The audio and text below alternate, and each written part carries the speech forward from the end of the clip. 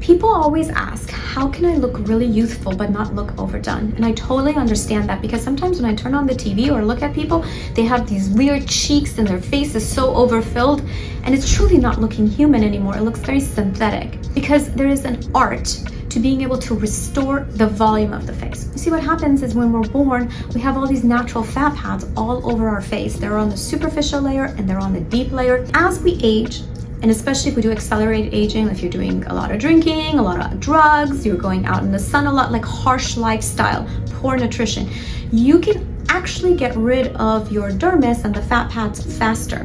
This also happens if you're losing a lot of weight. Like, we're seeing a lot of fat pad loss in people who are having a lot of weight loss with medications like Ozempic or Blvd. Anyway, these fat pads, as they shrink down, you lose the volume in your face. So look at a baby, really round, full and juicy, and you look at older people, they're sunken in, their eyes are sunken in, their cheeks get sunken in, everything comes down and in. So if you look at a human face, we have all this yellow, yummy fat that we're born with. And as the decades go by, these yellow pads disappear, causing the sinking and the hollowing and the jowling.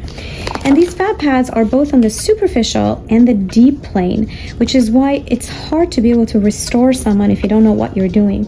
So if you look at a human face, not only do you have it all over in the central face, but you have all these fat pads on the side of the face, right? So if you were to draw a line down your eyebrow, right here, you have all these fat pads here. If you know which fat pads and how much there's fat loss in them, and you put fillers in the right plane, in the right areas, the person just reverses the aging process in front of your eye. Looks very natural, never filled, and you can't look and say that they had their cheek done or they had their lips done. They just look right. And that is the art of doing fillers. So a way to be able to restore a human face without looking overdone is to look at which fat pads on the face on that specific person have atrophied or gotten smaller, and replace the volume in those areas. There are so many different kinds of fillers that are very natural. Some build your own collagen, and some attract water to your skin, and some do both. So the combination, right, it's like if you were an artist, you use different paint brushes to be able to create different effects. The combination of using different fillers along different tissue plane, right? Some you want more superficial, someone you want deeper.